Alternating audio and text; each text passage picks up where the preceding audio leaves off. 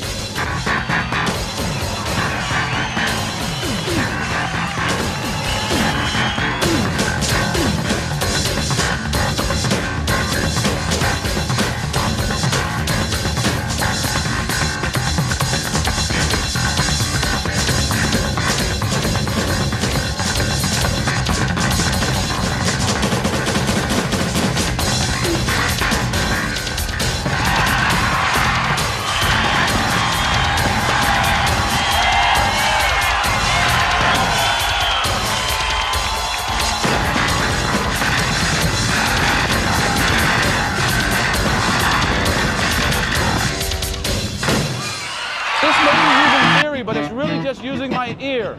Instead of just doing this, right? That's cool. This is cooler. I'm gonna reshape his groove to make it sound better. I might go.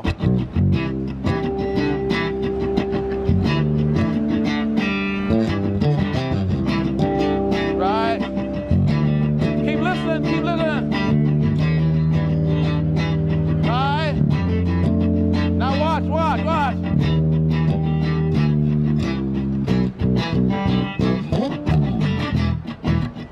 Look at your head now, right? As soon as I bring it home, you're like, oh, that's the coolest thing ever. As a rhythm section musician, that's my job. Yeah. But music is just, it's talking, right? I don't know what to say until I hear what you said, right? When we play or when we're talking to each other, we're looking at each other, right? I'm not looking at my mouth, my instrument, where a lot of people play like this. I look at you if we're playing together. Yeah. So for me, I literally treat it like a conversation because that's what we're doing. We're conversing.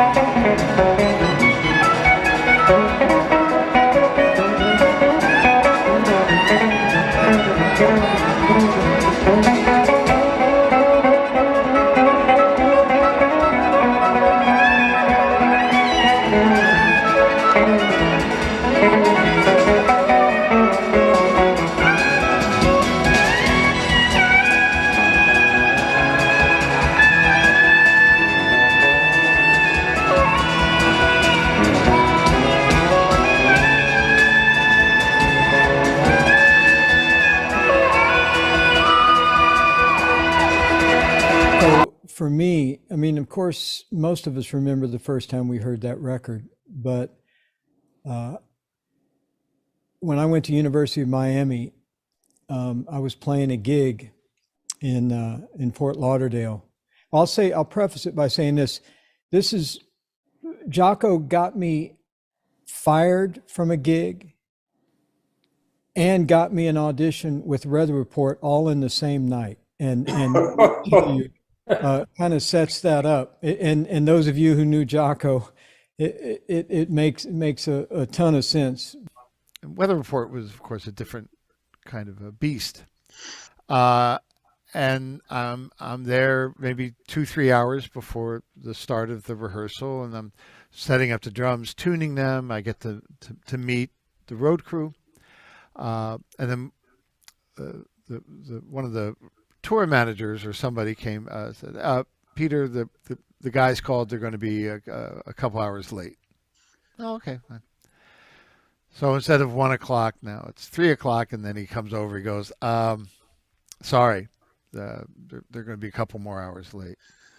So they finally show up about 7 o'clock at night for a 1 o'clock rehearsal. So I've been there all afternoon. They walk in together, so they must have met outside in the parking lot, you know. Zavanel has a dried up marijuana bit of in English we call it a roach, stuck to his lower lip, and he's looking at me, kind of looking me up and down, and kind of glum. He shakes my hand. Wayne is very friendly, lovely smile, and hey, you know. And then Jocko kind of waves at the door, and then leaves. Joe is ignoring me now, and he goes up to, and he's playing with his synthesizers. And again, if this had happened at 1 o'clock, I'm sure I would have waited to receive instructions. Yeah. But now I'm so bored. So I just walked up to the drums, and I started playing.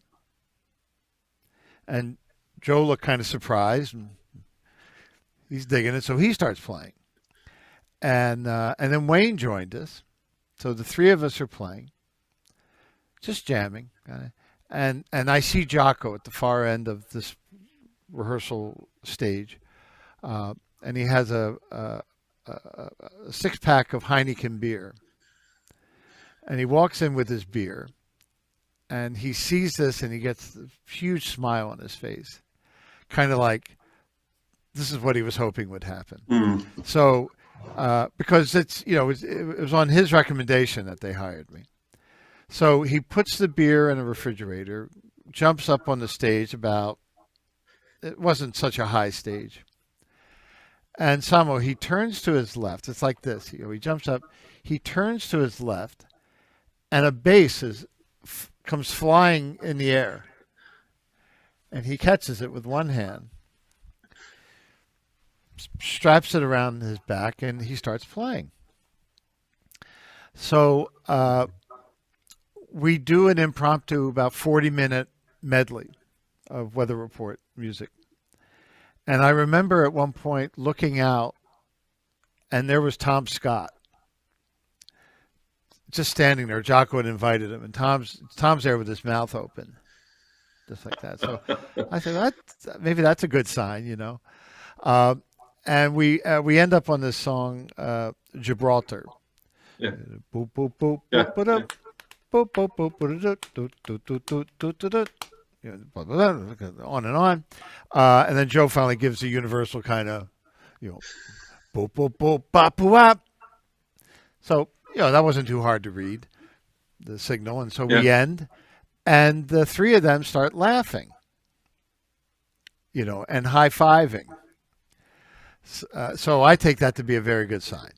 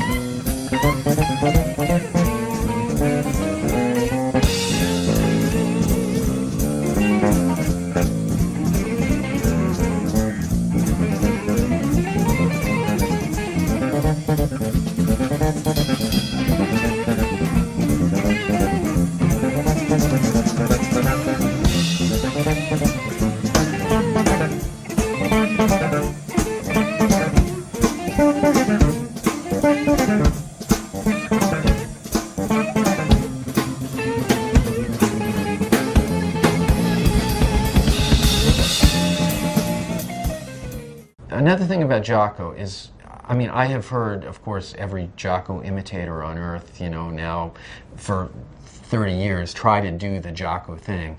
And I've never really heard anybody even come close to it. I mean, as much as people are good, and you know, I think it's fine that everybody is inspired by Jocko, it's, to me, it's sort of a, you know, I think everybody should just move on and not even try to do it, because it's never going to happen. Nobody will ever do anything like it. In 1964, The Who became one of the key figures of the British invasion, taking the American music scene by storm.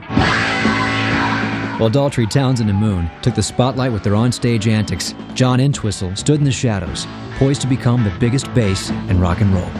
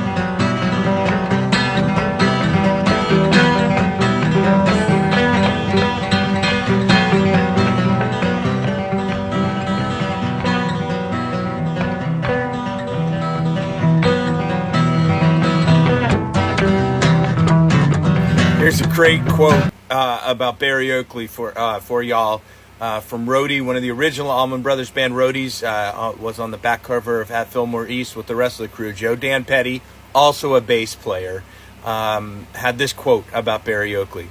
Love it. Barry was probably the best rock and roll bass player I've ever seen.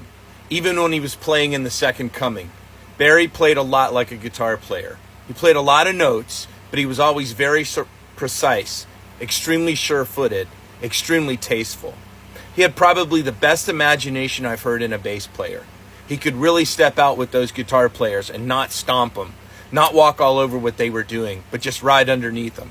He was an extremely aware musician.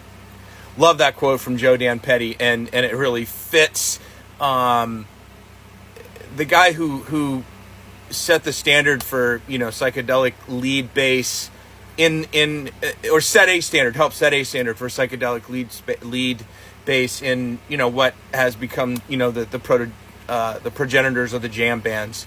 What Barry Oakley did in the Allman Brothers is very similar and taken directly from Phil Lesh of the Grateful Dead and Jack Cassidy of Jefferson Airplane. Barry loved both those players, and I'm not sure he ever saw them live before they formed the Allman Brothers Band. So Barry was learning from records, and you listen to the three of them really set a really great standard for rock bass in an improvisational situation. Just phenomenal stuff.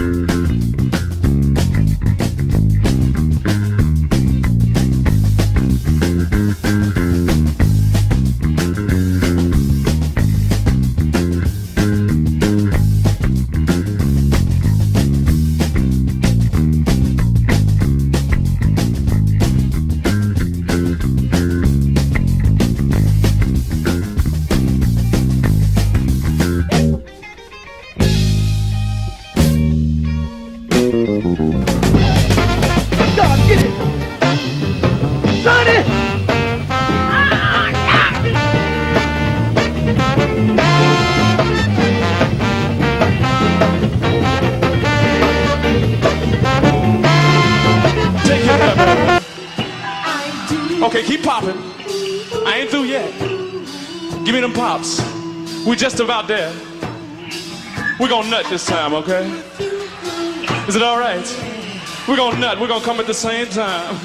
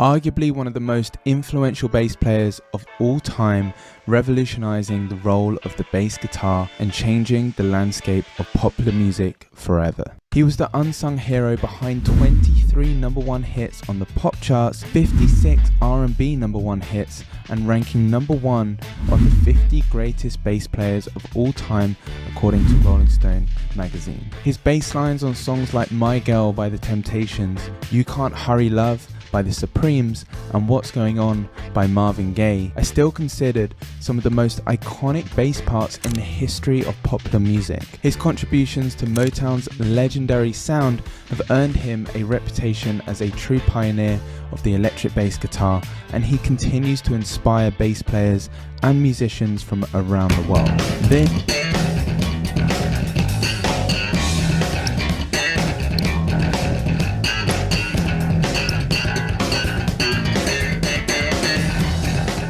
There are few bassists in music history as influential as Larry Graham. His innovations with Sly and the Family Stone, Graham Central Station, and his solo material have left an indelible mark on the landscape of funk music and bass playing.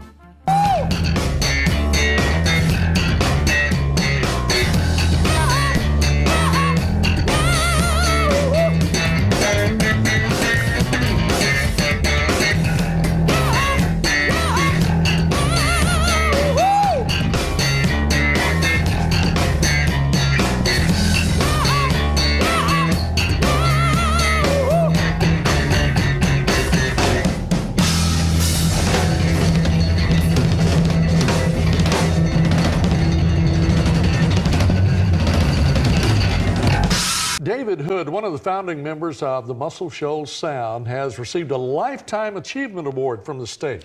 The award recognizes Hood for his role in creating hundreds of hits with artists such as Willie Nelson, Aretha Franklin, Cher, and that's just to name a very small few. News 19's Addison Willman sat down and spoke with him about what this award means to him. David Hood and the Swampers opened Muscle Shoals Sound back in 1969. And just this week, David Hood received the Lifetime Achievement Award from the state of Alabama. Hood said he's flattered by the award, but he wishes that he could share it with all of the people that helped him produce so many hit records. I didn't do it by myself, you know, the stuff that we did as a rhythm section with added musicians, other guitar players and other keyboard players and horn players, so it wasn't just me. David Hood is one of the most decorated studio musicians of all time since beginning his career in the 60s. But over half a century later, he says it's still surreal to think about the history of Muscle Shoals Sound. He says he often thinks back to the day that the Swampers decided to leave Fame Recording Studios and how tough that decision really was. It was scary to do this, but I'm so glad we did it, but we had no idea that it would be as big as this. When you look around this room and see all these albums, it's just amazing. We bought a studio. That was the deal. We bought our own studio, and so we knew, with our name on the contract, we knew we couldn't mess up. So we said, all right, nothing comes before this. Not wives, not girlfriends, not vacations, not anything. This is number one. And we really were very serious about our recording. And you know, we worked together so good as a team with the chord charts and stuff. We were unbeatable for a while. Listen, you're still unbeatable. This is still continuing at such a high level of what you're doing. So you're recording, all of a sudden now you're starting to hear yourself back on these recordings. You kind of, to a certain degree, just kind of walking on eggshells. You're not exactly sure what's going to happen, right? Right. And you know, the biggest fear was the producer say, David, come in here, please, and fire me. But luckily that didn't happen. And apparently I played the right thing. And a lot of these sessions are trial and error. You know, you try something, it doesn't work, you try something else. It's no big deal.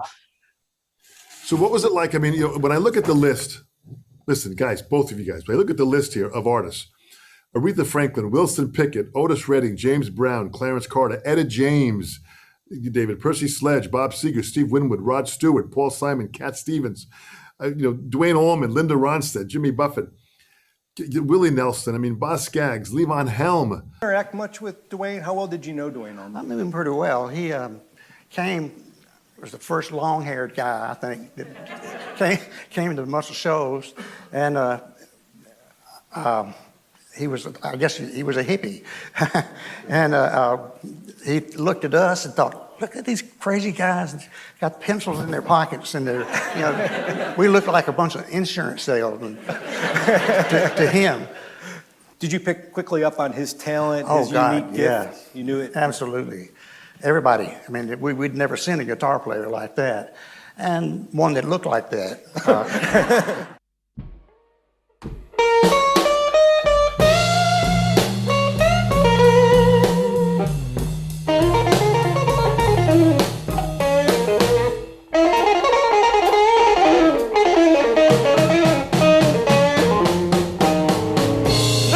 Be careful with the food. Someday make it smart.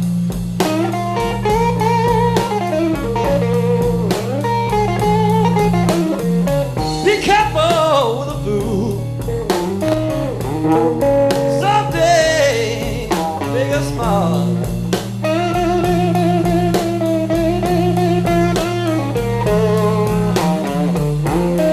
Treat you so cold and chilly, Lord, it will hurt you to your heart.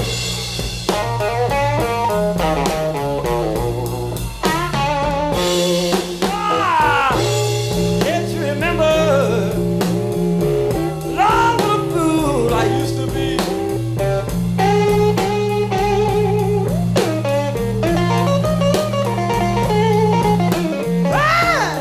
Can't you remember how foolish I used to be?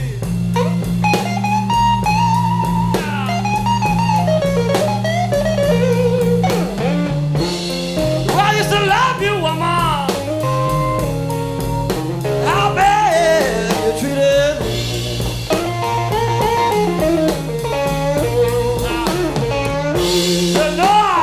His guitar playing, I've always looked at it, was a reflection of what he was as a human being.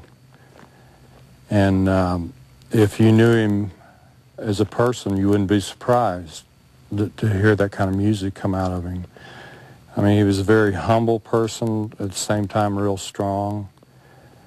And as long as I knew him, that's one reason we got along so well is we had this concern for spirituality. Of course, we went the long way around finding it, but nonetheless, we did have that. And he was the kind of person, he never wanted to hurt anyone. And it's real hard to put in words. I just wish people could have really known Stevie, because to me it was more beautiful than the music, which is, is hard to top.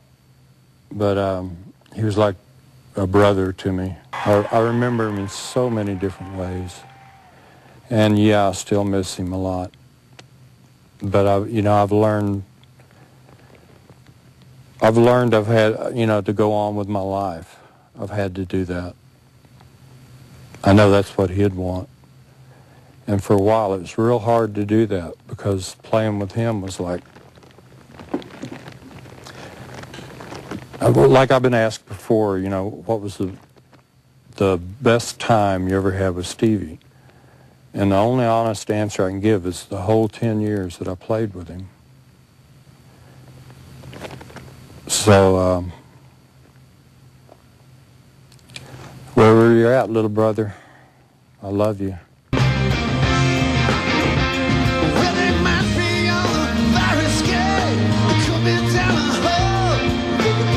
Watching every move you make, you can wild. The swans are doing their duty, and stand so proud and told. They say it's nothing just